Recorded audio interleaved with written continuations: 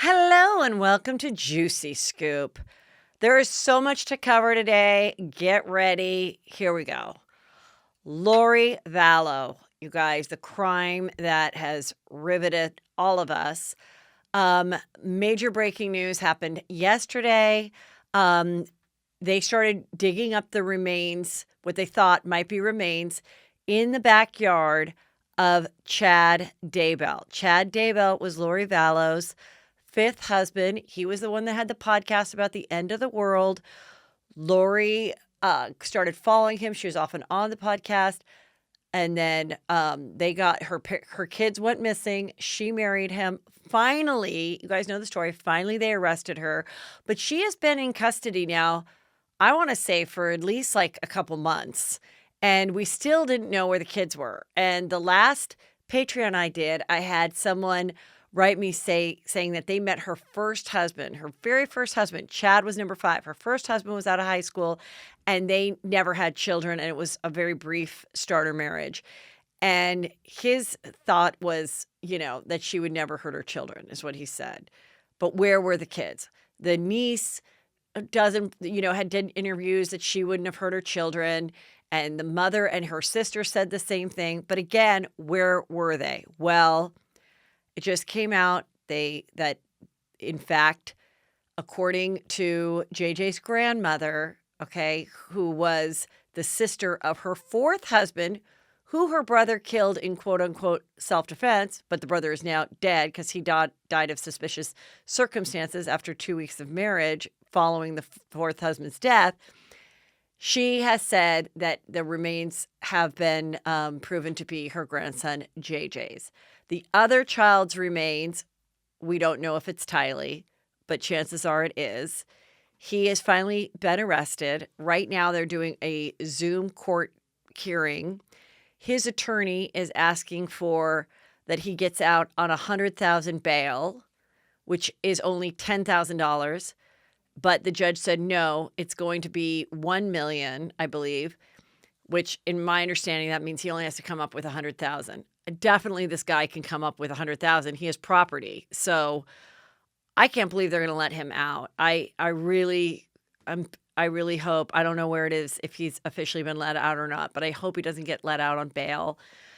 So he is now arrested. And and this was at his home in Idaho. Okay. You guys know the details. I'm not going to go the whole backstory, but now let's just get into what I think the defense is going to be for Lori Vallow. I think what happened was, yes, she was aware that her children were buried in her husband's backyard. And whatever, but I think her defense, whether this is true or not, is going to be, I was under his spell. He convinced me that my kids were being possessed by demons. We had to send them off to the next world where we're going to meet them, because she says the world is going to end July 22nd. That's what Chad and her and their cult believed. July 22nd, 2020. So all I know is, A, it's totally possible the way things are going.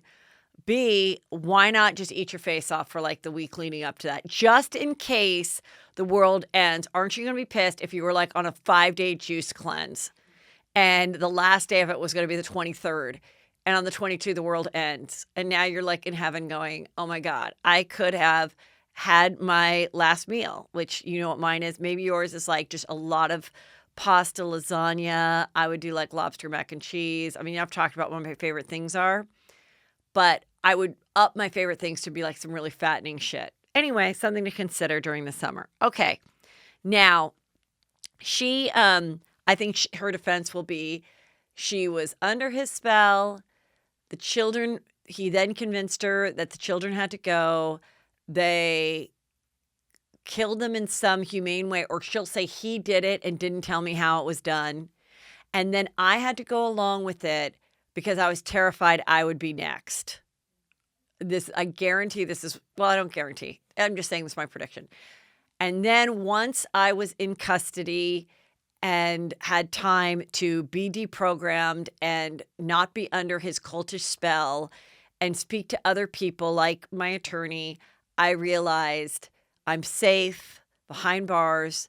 I can finally mourn my children. I finally realized that Chad Daybell is not the second coming or the savior. He is the devil, and he killed my family, killed my kids, and sucked my brother into doing things like, well, I think what will happen is the defense attorney will throw out any conversation about whether she had anything to do with her brother killing her fourth husband in self-defense. Because they're going to say, he's dead, the brother. The guy is dead.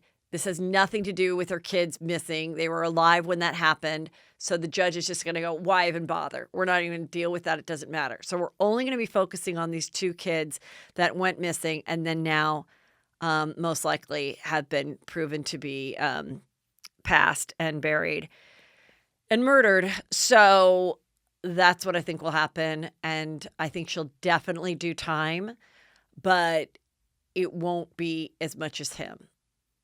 Okay, there you go. Now, that's what she's dealing with. By the way, today when I did this, I have a YouTube video on it. I didn't have as much makeup as I normally bring with me. I don't know how good I look, but I sympathize with what it's like to have to make a court appearance or something and you don't have all your items. Like I didn't have my good base. I didn't have like my proper sparkly brown eyeliner that I put over my black. Just all those little tips, all those little extra, I didn't have my little brown crayon that I kind of shaped my little nose so it looks a little more narrow. I didn't have those things. So again, this is why I never commit a crime because it's just so traumatic not to be able to get yourself cute the way you need to. All right. And that's Lori's issue. She's looking like shit. At one time she was pretty. It's probably another thing. She's probably going to come clean. She's just like, I can't look this ugly anymore. I'm going to finally tell the truth. Just the worst mother ever. But whatever, we're going to hear her story, I'm sure, soon. Whatever that defense or, story will be that she shares. Okay, now, Vanderpump Rules. My God, the last few days have been crazy. So on Tuesday, I had Kristen from Selling Sunset on. And I always ask you guys, do you have any questions for her? And one of the questions was ask her about being friends with Faith, who was the black girl on Vanderpump Rules, who was on for a little bit. She was featured through a few seasons, was never a regular cast member, but definitely actually worked at the restaurants. And I talked a lot about her because she was a huge part of the season a year and a half ago. And that is when Brittany and Jax were together, though not engaged. And Faith revealed to, I guess it was DJ James Kennedy, that she had a one-night stand with Jax and recorded it. And that recording somehow got in Ariana's hands, I think. And I may be mixing things up. But anyway, the recording was then shared with the girls in the group and then eventually shared with Brittany. And that's when Brittany said, "Rotten hell, Jax, rotten hell." And it all got revealed that he went over there one night, that they were friendly. And at the time, what we were told on the show was that she was a caregiver for some elderly woman. And the elderly woman was in the home when Jax came over and they, in fact, had sex. That was all confirmed, admitted, whatever. After that, there was some talk of what happened with Kristen, I guess, did a tweet, which is all been out there.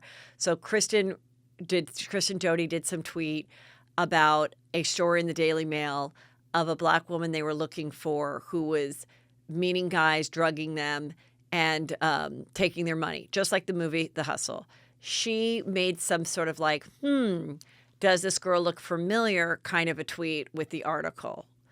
From there, then Stassi shared on the Bitch Bible podcast like 2 years ago, when all this stuff went down, there was this article in the Daily Mail that Kristen talked about, and we really thought it looked like Faith. And we actually called the LAPD and was like, you should look into this person and see if, in fact, she's the same person that the Daily Mail is looking for. She then said, LAPD never did anything about it, was like, what? Who cares? And moved on. some people brought it up to her attention at the time, like, this is uncool. I believe she apologized for it. And that was a year and a half later. Well, then Faith, about a week ago, just did an Instagram Live with another, I think a girl that's a popular reality star. And someone on Instagram Live asked her about her time on Vanderpump Rules.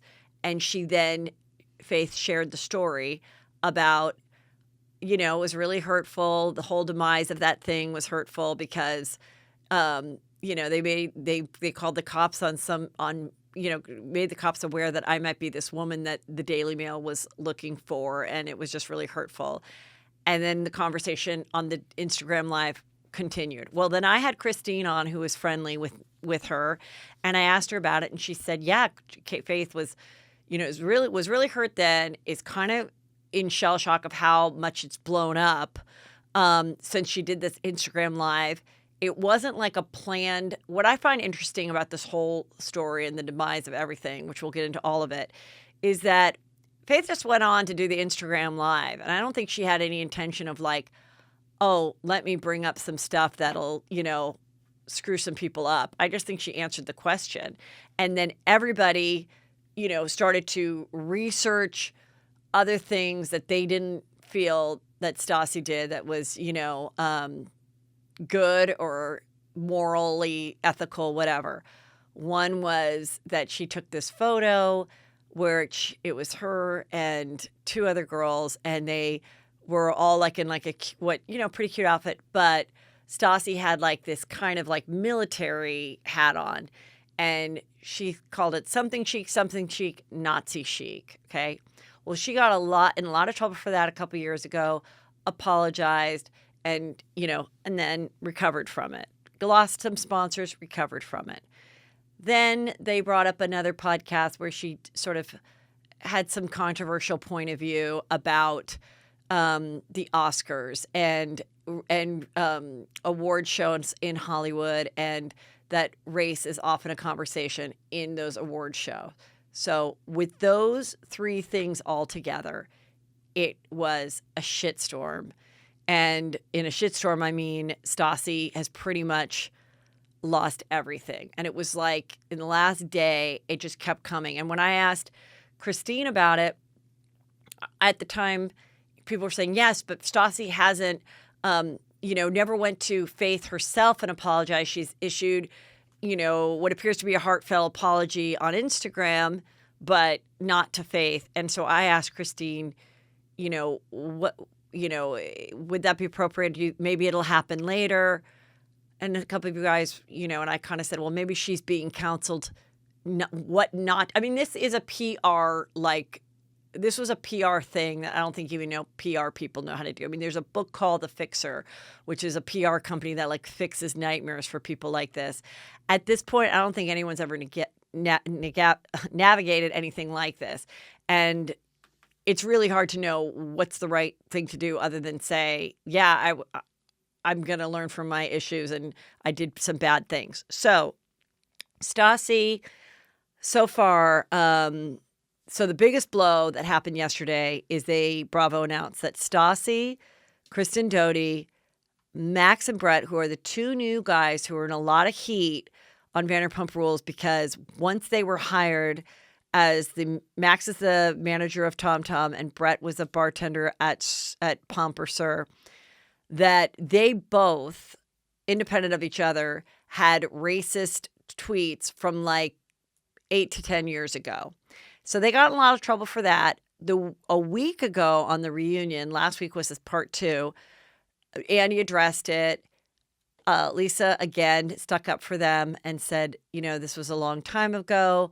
And they have, shown a lot of remorse. And never in the years that I've dealt with them have they shown any racist tendencies. Otherwise, I'd never hired them for the restaurants. And so that was it. Then all this happened in the last 7 days.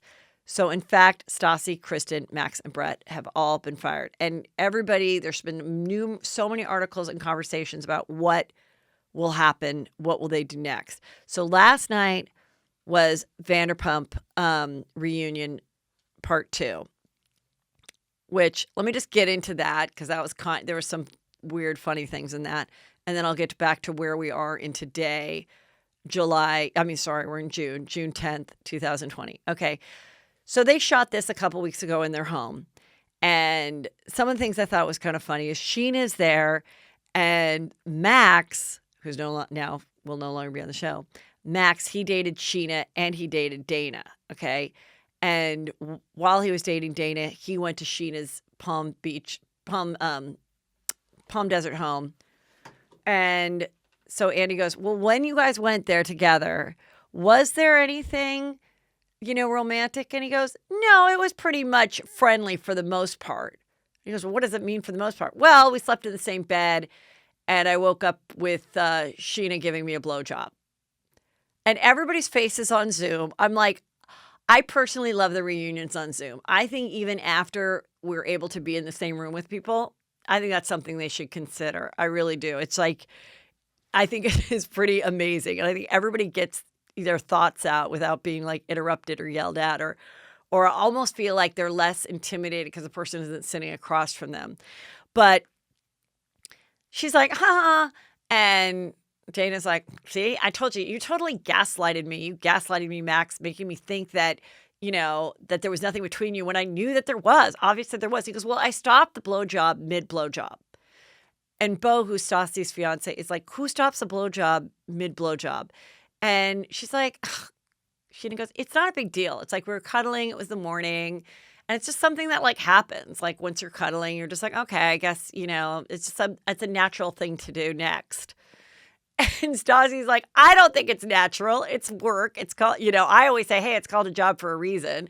It's, you're gagging. It's, it's a lot of effort.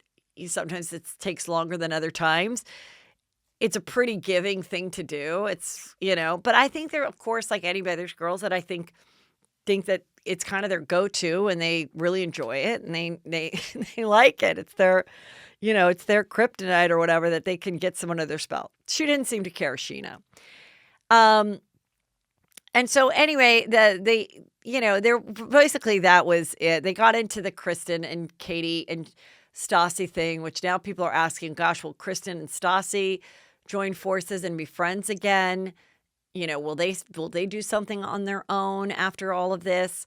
Because of course Stassi was, and Katie decided they really don't want to be friendly with Kristen anymore because we've heard it a few times. But basically Kristen went to them and said, when we start shooting again, I really want to reveal what's going on in my relationship. So bring it up as much as possible. It's fine. I want to talk about it. I want to expose it. It's basically, I guess it's what's going on in my life. So I better just share it. And then they felt at the reunion, she then turned on them and were like, oh my God, you guys are so horrible. Sorry that I shared with you. You don't want to hear it anymore. And they're like, what? So that is why it was like the final straw, the pile on where they said, forget it. And at the end, Andy said, if your wedding was tomorrow, Stassi, would Kristen be invited? And she said, I can't answer that. So I thought there was a third episode. I have a feeling there might have been, but it ended. It ended last night. I'm pretty sure it did. Well, now I'm not sure. I'm pretty sure they said good luck to you all. Or maybe that was 90 Day Fiance. Now I'm not sure. But anyway, she's looking it up if there's still a third episode. Obviously, it's all shot in the same day. So the question is, what is going to happen now? There's a part 3. There is a part 3. So maybe we'll even get more. But kind of what's going to happen now? So with Stassi, it was kind of crazy yesterday as things were, so the first couple days of this coming out, she lost some sponsors. And I don't know if they were like sponsors, like she was doing commercials for them, or they were podcast sponsors, but she lost some. Then, and then then it was the TV the TV show, yeah, Vanderpump, the biggest blow of all. And I guess her brother, who we've seen on the show, who's cute, he's like 15 or 16, he did some Instagram video saying like, please, my sister's a good person. If there's anyone, Lisa Vanderpump or Bravo, that could give my sister a second chance. But then he took it down, but I guess some people caught it. Then she lost I don't know what's going on with the podcast, but she just removed the podcast or the network that she's on. The podcast network dropped her. So that's gone. And I thought maybe when I heard about that no one could listen to the podcast yesterday, I thought maybe she's just taking it down because she doesn't want people going through old episodes and, trying to find another thing that she said that could offend someone. But I don't think it's a terrible idea to take it down because I think if she does come back, she's going to have to come back as the new Stassi. So why would you want 400 to 500 episodes of the old Stassi around for people to pick apart and throw in your face? I don't know that she's like dropped her Twitter, but I know her Instagram. Last I checked, just check it. Does it still have 2 million people? I mean, everybody's so angry and everybody demanded for her to lose everything. Not everybody, but it seemed like a lot of people. But I don't think it's that many people because last I checked, she still has 2 million followers. I mean, I don't even think she's probably lost 100,000 people. So, but the question is, will she still have her live shows in January for her podcast that now no longer exists? Right now, if you go, you can buy tickets. I'm really curious to hear if someone bought tickets in January, if you've heard from the venue, if you plan on going, I don't know. I think it's a lot. I'm friendly with her. I'm not in a texting friendship with her, so I would not feel comfortable reaching out. I just hope the people that are close to her and Kristen are, near them and like giving them some support. Because whether I think everyone disagrees with what they did, but still, I can't imagine like waking up and losing everything. Because Kristen's book just came out, and when she was on my show, she told me there's talk of it becoming a TV show and doing different things with it. Well, her book company, according to news sources, has dropped her, which I assume just means if there was going to be any promotion or in-store signings or anything like that, they're not going to help market it. Also, what that means is normally when you sign a book deal, they have an option where they have the first right of refusal, meaning if you were to write a second book, it has to go to that same publisher. You can't just go and get out of your contract. So they probably just said, we're cutting ties. So if she wants to do a second book or something, it's not going to be through them. They're killing that part of the contract. Stassi was doing a second book, and I heard verbally that they dropped her, but there's no place I can find that. Her agent, however, dropped her, which is why I'm asking kind of about the live shows, because the agent puts the live shows together. And then also her publicist dropped her. And Kelly and I were talking about it, and the whole point of a publicist is you pay a publicist, unlike an agent, which gets a percentage of all the money you bring in, along with a manager. A publicist is someone you pay like a flat fee per month to handle all your PR stuff, to pitch you, to get you more press, and also to handle stuff like this. So I find that very interesting that they just like wash their hands of her. I mean, what was the point of having a publicist, but then to help you guide you through something like this? So that I find very curious. That I kind of find the most perplexing of it all. So, she just bought a house. She was engaged. She is engaged. The wedding's supposed to be in October in Italy, which still I think was on iffy terms if that was going to happen or not. It was going to be filmed for the show. Obviously, along with COVID, all these things were sort of up in the air. I think she had some article for Glamour that she was writing about the steps to the aisle, to getting married. That's been taken from her. So a lot of people are like, Heather, what do you think will happen to Stassi next? Well, I have some ideas. First of all, I think it's good that the podcast went down, and I think that she just needs to just disappear for a little bit. I think when she does come back on social media, which she should, because she's got 2 million followers, she's the one that came up with outfit of the day, OOTD, which a lot of people still do. She still has a great fashion sense. And there's still going to be people that love her and forgive her, okay? That really have enjoyed her, that have enjoyed her work and her podcast and being on the show. When she comes back, this is the video I think she should do. So if she does something like this, just go, remember you heard it. Remember in Sex and the City 1, the movie, when Big leaves Carrie at the aisle, but then Samantha's like, we're going on the honeymoon. And she like snaps her finger like, Mexico, here we come. And Miranda's like, I've got a job to do. I've got to go to the courthouse. And everyone's like, who cares? So they all go. They walk in. This is going to kill her. They take all the rose petals off.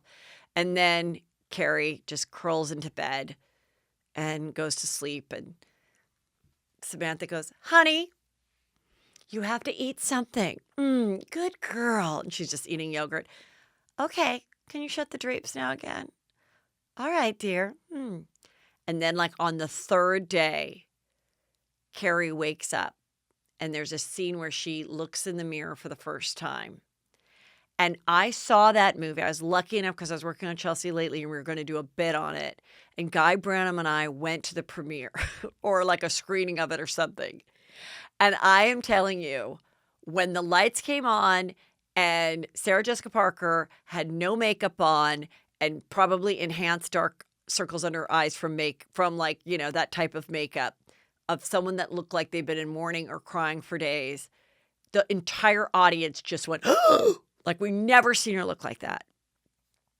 So I think Stassi should reenact that when she's ready to emerge out of this. And then I think the reason I think maybe her book company has not dropped her, and that was just a rumor, is because if I worked for the book company, I'd be like, let's put a pin in the second book.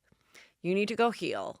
You need to go to a retreat. You need to be with your family. You need to, whatever you need to do, because your life has been literally turned upside down in a huge way.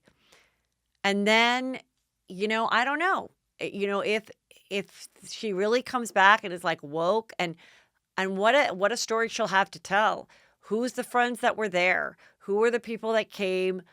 What happened? What did she realize that she did wrong? Where, what is it? What is, so someone suggested that the title should be From Basic Bitch to Woke Bitch. Okay. Was that the title that they suggested? Oh, or From Basic to Woke. You know what? I say take out the word bitch. Let's not upset anybody. From Basic to Woke. Though I feel like woke is like a word from like 3 or 4 years ago. I think, is there a new one? It's still popular. Okay, Kelly says it's still popular. Okay, so From Basic to Woke.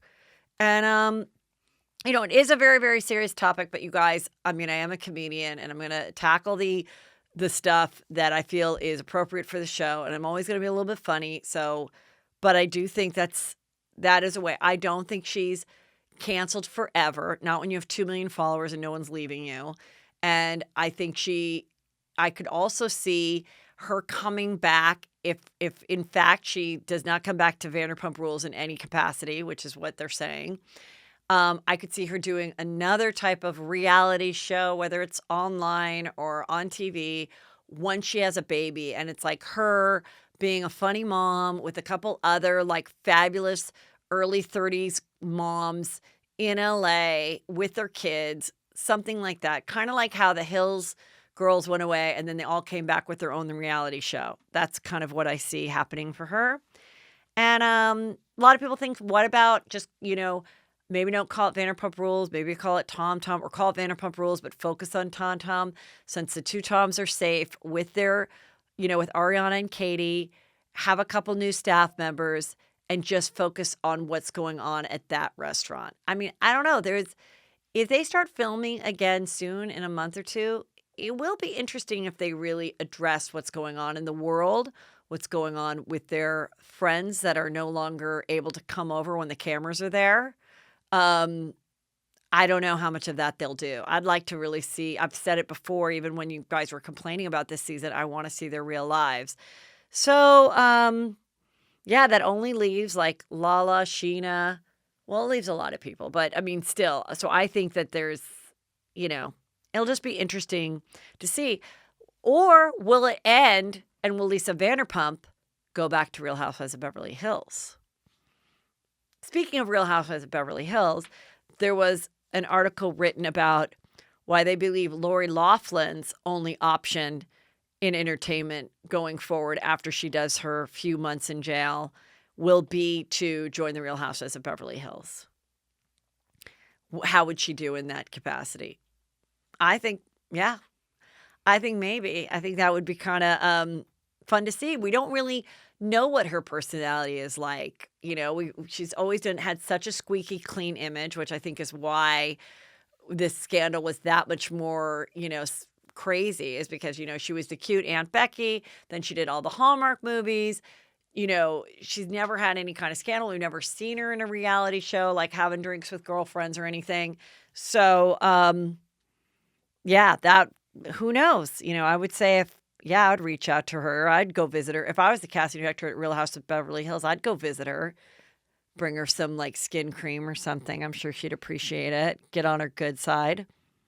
Oh, speaking of reality shows, so a friend of mine who lives in Dallas follows somebody else in Dallas, and they found this reel, which means it's like a mini pilot of a show that didn't go anywhere called Loaded or something. What was it called? Loaded in Texas. And it's all these rich women in Texas, and it's, poorly produced, not shot great. People don't look really pretty. It's kind of bad lighting. And on it are these rich women in Dallas talking about how cutthroat the charity world is. Well, Deandra Simmons is on it. Dee Simmons is on it. But it's got to be Loaded Ladies of Texas. Loaded Ladies of Texas is the name of the show. So Deandra Simmons and her mom, Dee, are on it.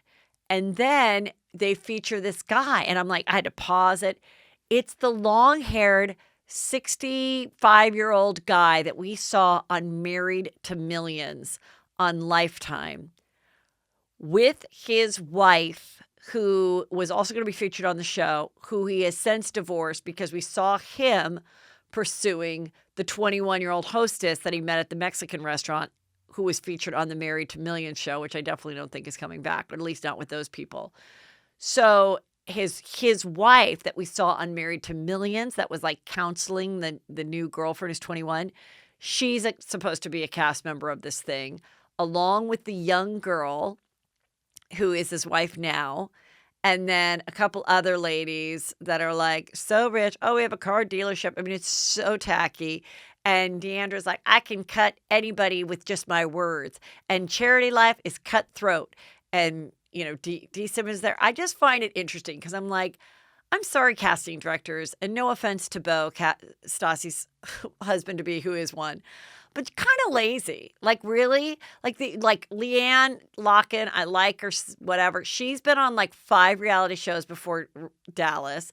Now I know that Deandra wasn't new to pursuing being on reality shows, doing a bunch. I think that's kind of true of a lot of these people. Once they end up on the mother load, like once they finally end up on the Real Housewives of something on Bravo, I think it's hard to find someone that has never been on some type of other show. A ton of them are on Say Yes to the Dress. Megan King Edmonds was.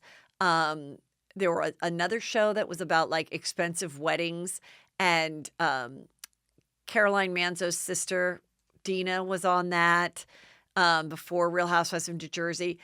It's really kind of, so I think what happens is someone finds them, and then they're in this database, and then the casting director is told, okay, find some people to do a show in this city that are rich, fabulous women. And they're like, oh my God, hold on. I did this for 2 other shows in the last 5 years. Okay, let me call my girl Deandra. Let me call somebody else. But it's kind of interesting because Deandra wasn't on the show the first season, but when I interviewed her for Real Housewives of Dallas, I think she did say that they approached her for the first season, but she passed. Maybe because she was hoping to do this other show and be competitive with Real Housewives of Dallas. I don't know. Maybe it was, I don't think it was the same production company, but it's very, very interesting. Now I want to get into this chick, Rachel Hollis. I'll be honest, I don't know a lot about her. I've heard the name.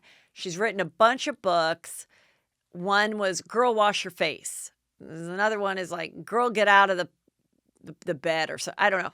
Basically, she is a life coach, motivator for predominantly white women with a couple bucks. A lot of them, from the research I've done, are into multi-level marketing businesses, which if you do one of those, you really do need someone to like say, girl, get the hell out of bed and get on some phone calls and meet some people at the market and try to get them under you. I mean, it's a complete self-motivating kind of career. And it's one that a lot of women choose to do so that they can make their own money, but stay at home with their kids. And so she kind of marketed herself to be that person that's like, I'm a girl, I'm a boss mom, or whatever they call it. I'm a girl boss. And so she and her husband both, he wrote books too. Anyway, they're the latest of the quarantine quarrel that turned into divorce. They just announced a divorce. They've been married 18 years. And, again, it was just one of those posts of just Kelly has something to contribute. Yes. The irony of them breaking up is that they did weekend marriage counseling seminars. Basically, she was like Tony Robbins. There were 1-day seminars. There were 3-day seminars. We both talk. We talk about a marriage. There's a Q&A. There's a this. There's a that. She likes to dance. She's one of those girls that's like, I'm a dork. I'm dancing. And so I have never gone to a parade, and I've never gone to like a Tony Robbins like inspirational thing. Recently, when I got together with my girlfriends from high school, this one girl kept saying, I'm sorry I can't come to your house in Santa Barbara. I'm going to be with Oprah. And I thought the whole time on this group text that my friend was joking because Oprah lives in Montecito, which is on the way to Santa Barbara. So I started to joke back in the group text like, oh, please don't tell Oprah I'm not going to be meeting her for scones today and butter because, and everyone's like, what are you talking about? She really is going to see Oprah. And I had no idea that Oprah was doing something at the Forum and, with Julianne Hough, who was another person. Please do not spend your money on Julianne Hough. This is what I don't get, you guys. And just let me talk. It's just my opinion. I love how much the people that listen to Juicy Scoop appreciate me and come to my shows. But you know what? I give a fucking show. I give a show. You laugh. It's entertaining. I'm a professional comedian. And I think it's kind of interesting that all of a sudden these people come out with books or a podcast or something, and they're not comedians, but you get sucked into their world so much that you almost make them like a demigod. But I have to say, for the most part, it's appearing to be somewhat short-lived with these people. I don't know if the women that follow them are, because they're intelligent, they get over it, or the minute they do something wrong, they are no longer invested in them.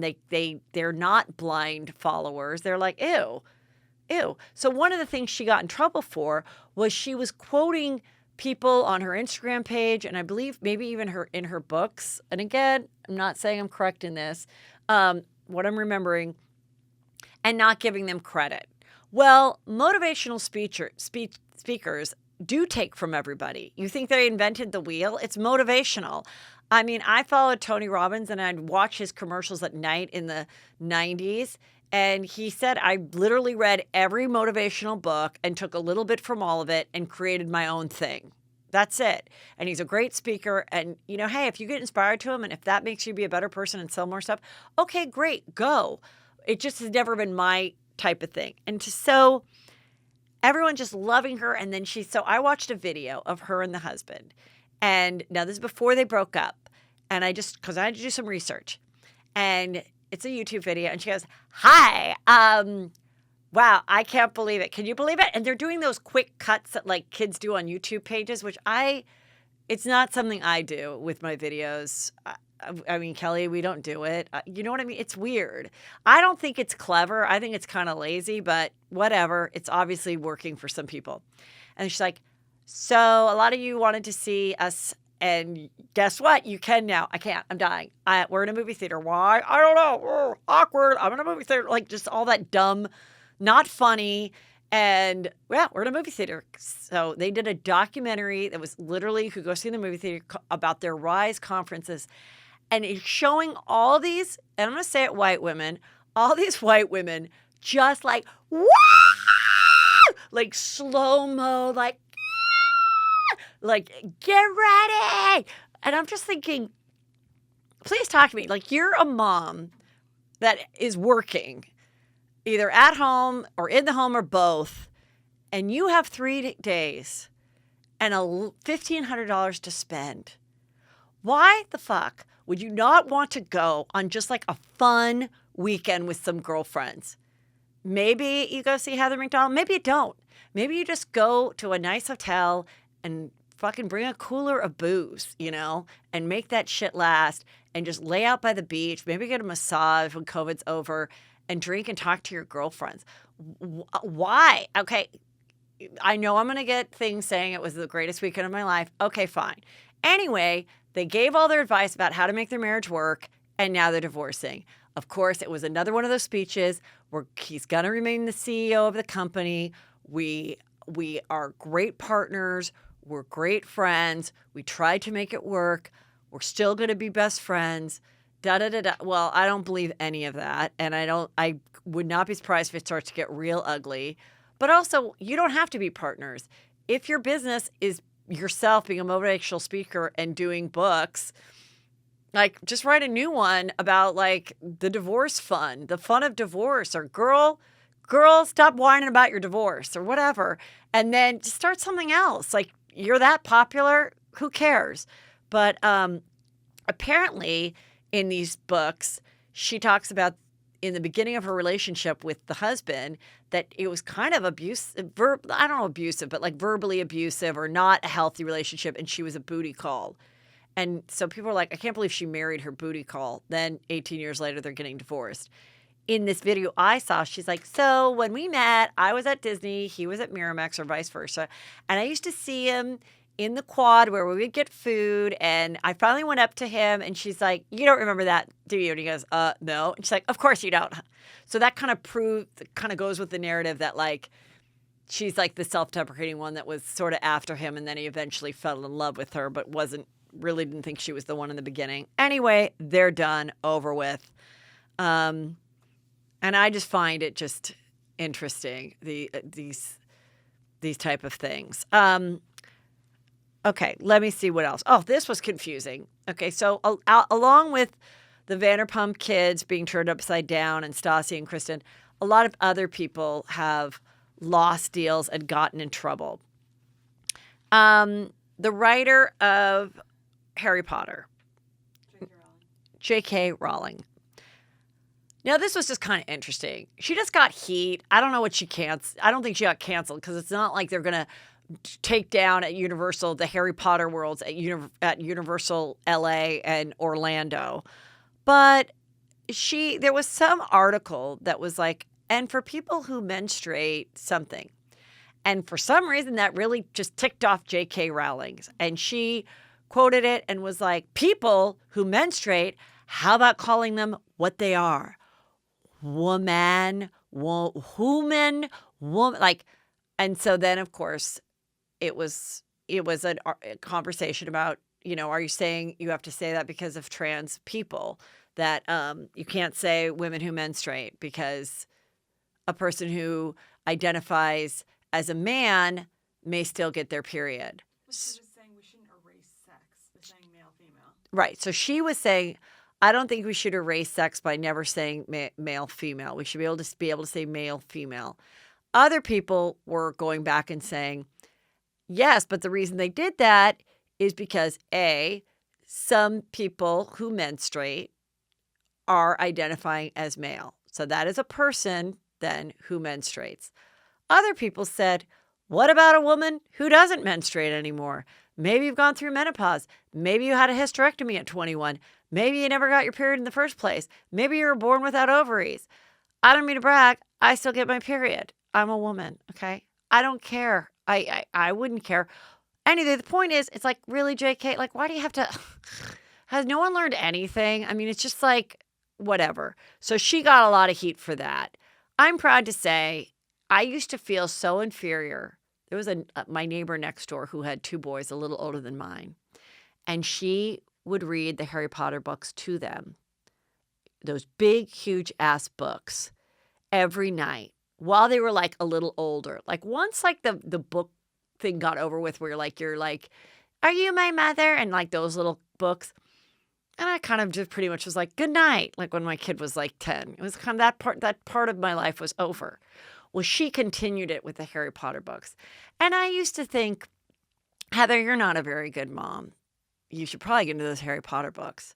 I'm just not into like wizardy things. And I'm not, it just seems like a lot. They're very long. But God, if it really gets kids into reading, should I investigate it? Whatever. Anyway, I never did. So then once she started getting heat, I was like, well, at least I never read those books to my kids. They never got into it. My kids are also never into Star Wars. Okay, that's why neither am I. That's why I think it's called Dark Vader. What's his name? Vader. Yeah, I thought it was Dark Vader, not Darth Vader. And I thought it was a lifesaver, not a light saber. Or is it a light saver? Who cares? I don't know. It's not my vibe. And my kids followed in my footsteps. Just like my mom didn't like olives, I don't like olives. My kids aren't into Harry Potter or Star Wars because I'm not. Another person who got in trouble. Now, this was confusing, okay? Because I don't watch MTV, but on my Facebook group, Juicy Scoop Obsessed, a lot of people do. So I allow posts about Teen Mom and the Challenge and those reality stars. So this morning, I was like, for about 25 minutes, I was like, I'm so confused. Okay, so a few other people just lost their jobs at MTV that are reality stars for racist tweets. Okay, and I'm not going to tell you why I was confused. I'm just going to tell you the stories. There's this girl named Dee. She actually looks to be maybe some type of Asian ethnicity in her. She did a tweet about Black Lives Matter saying something like, of course I care about Black Lives Matter. I have ever since I lost my virginity.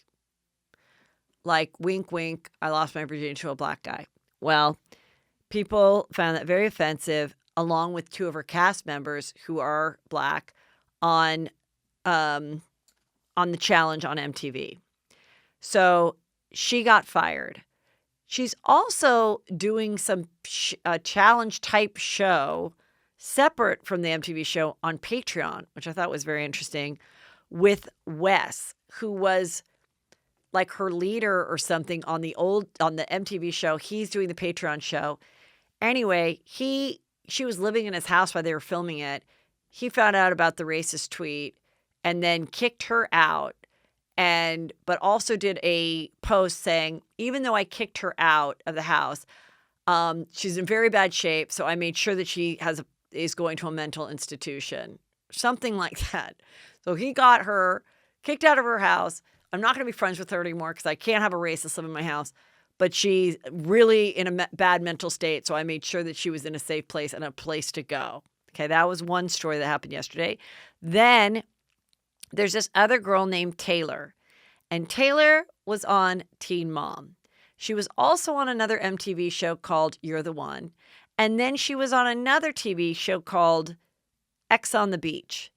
And somewhere in there, she met a guy named Corey, who is very cute, and he's half black. And he has a daughter with another girl named Cheyenne, who was also on the challenge. This is so confusing. They had a daughter together. Taylor did very bad racist tweets about 10 years ago. No, 2012. In 2012, she did racist tweets. And throughout her being on all these MTV shows, these tweets constantly resurfaced. And, she would defend herself, or someone would bring it up at a reunion, or, MTV would make a speech or whatever. And she continued to stay on the show. So she and Corey go on X on the beach or something. Anyway, they get together. They're pregnant, having a baby.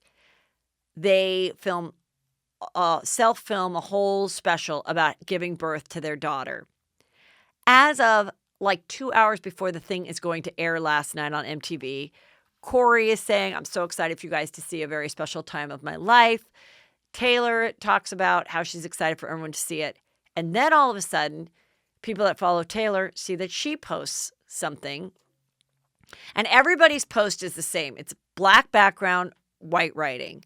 And it goes up on Instagram in the square.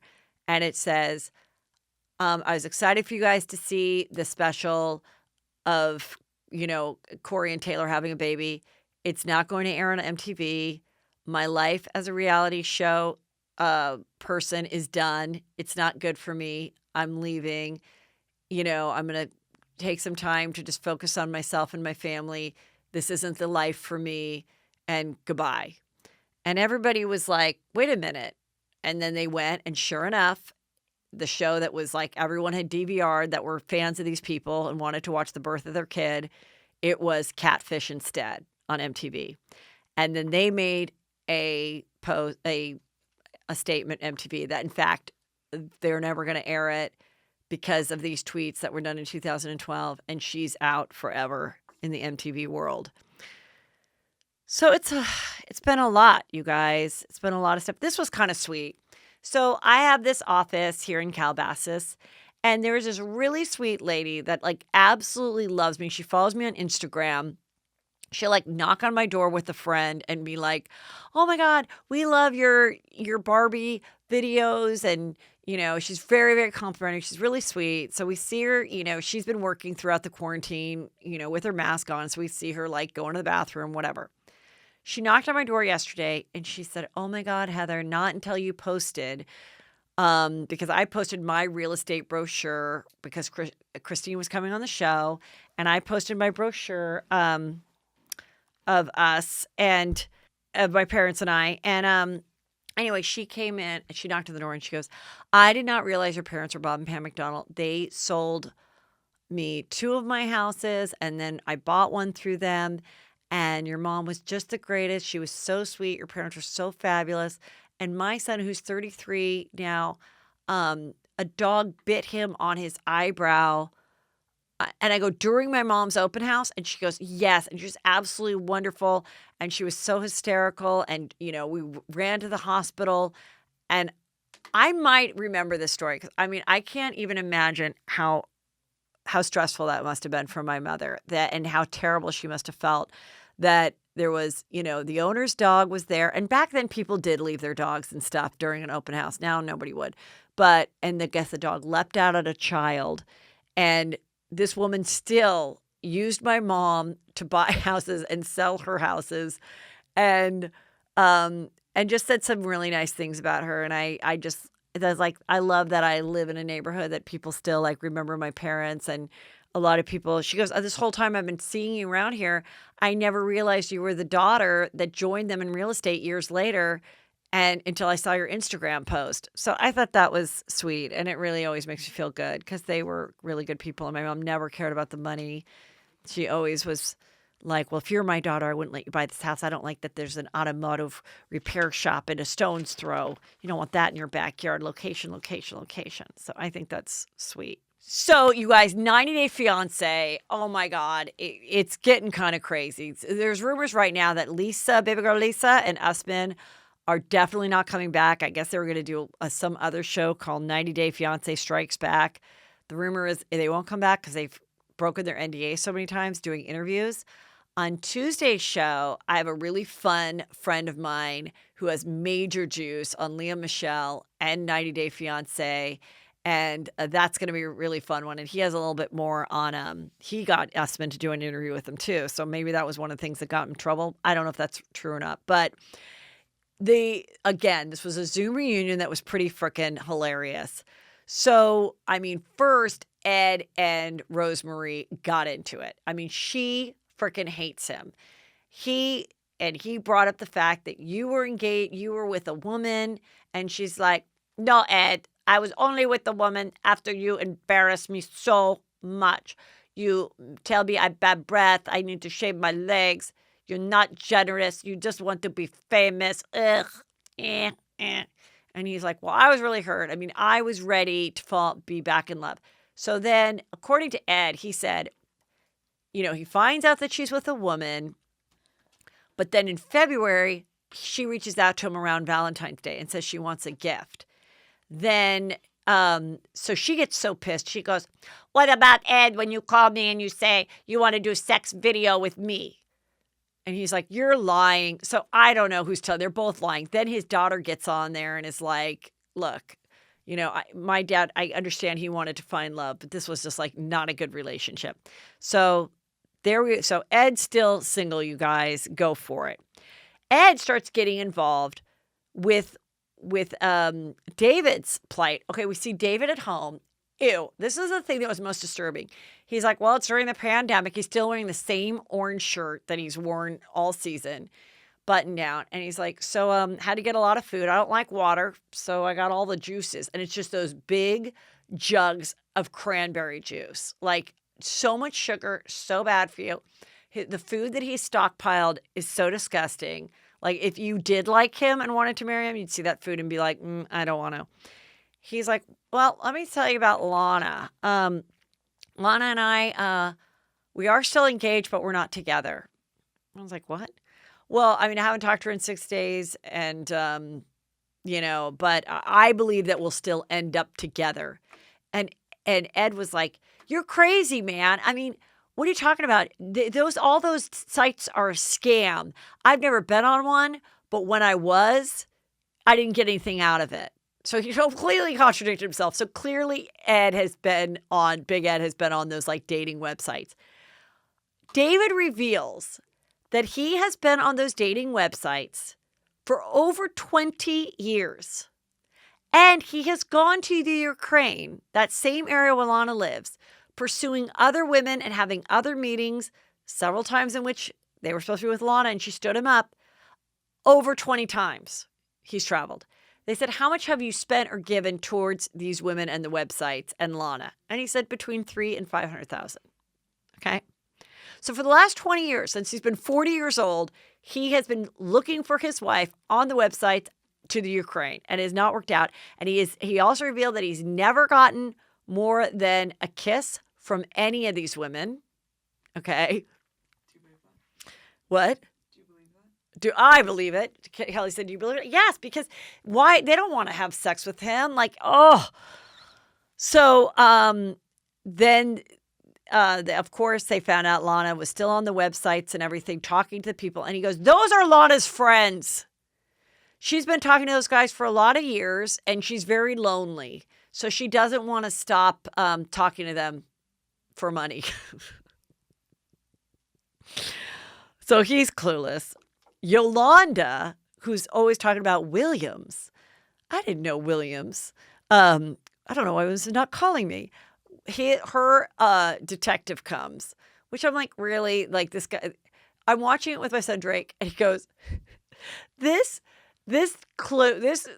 mystery is easier to solve than a Blue's Clues mystery. And I like died laughing. That was that show, Blue's Clues, remember that show, the kids? Did you used to watch it when you were little?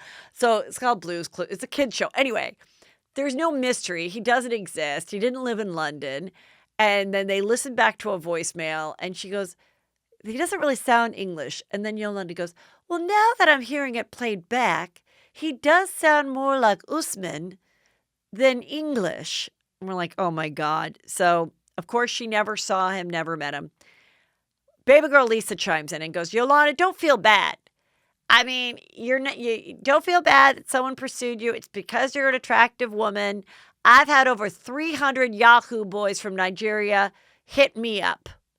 So, it happens. And like, I really think that Lisa thinks that's a compliment. Like, clearly they've been trained, Usman being one of them, the type of woman in America to pursue, to get money, a green card, whatever from. And it's older, lonely women that appear to, be of a certain level of attractiveness that has some money. Then we have Darcy and Tom still talking about Darcy's like, yeah, I don't know. I don't know why, Tom. really, the truth comes out. Really? Okay, yeah. She looks awful. She has this horrible, cheap, long blonde wig on. And they bring up the fact that he said, did you gain some weight, Stassi? So then she gets up on her Zoom camera and shows that her waist is real snatched now. And she's like, got that? It's a revenge body, Tom. Okay. And Avery, who is with Ash, who Ash has the same eyes as my dog Raven, they are broken up. And basically, I don't really know why. Anyway, they're not together. And then she said, then all of a sudden Tom goes, I don't want to be on this while Avery is on the Zoom as well. And everybody's like, Avery? She's not even, how do you know Avery? How are you even coupled up? Avery reveals that Tom hit her up on DM and said, are you with Ash? And she goes, no, I'm single. And he goes, well, so am I. I think you're very attractive. Would you like to get dinner sometime? And she's like, sure. Well, she then said that Tom screen grabbed it and gave it to Ash, in which then Ash, even though they were broken up, attacked her for talking to him. And she was just really turned off. What I found with some 90 Day Fiance detectives, the truth is they believe Ash reached out to Tom and said, Tom, hit on Avery as a test and see what she says. That's what some people think. But then Tom said, Lisa, and Lisa goes, you're all piling up on Tom, baby girl Lisa. Tom's a delight. Shouldn't say delight, but she's like, Tom is great. And he's like, didn't I, Lisa, talk to you and say, when you're in New York, you look great. Would you like to have dinner? That's right. He did. He said, I look great, and he wants to have dinner with me. And I didn't take it anything but the fact that he's a gentleman. And we're like, well, yeah, because baby girl Lisa, you're baby girl Lisa, and Avery is like very attractive, gorgeous, like single mom under 30. So like, no, Tom wanted to get with Avery. Absolutely.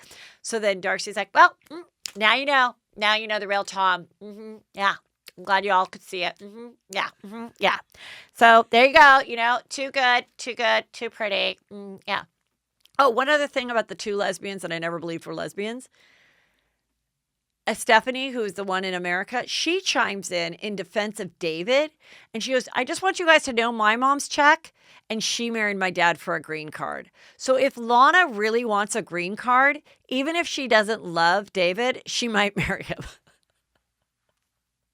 And he's like, thank you, Stephanie. Thank you for defending me.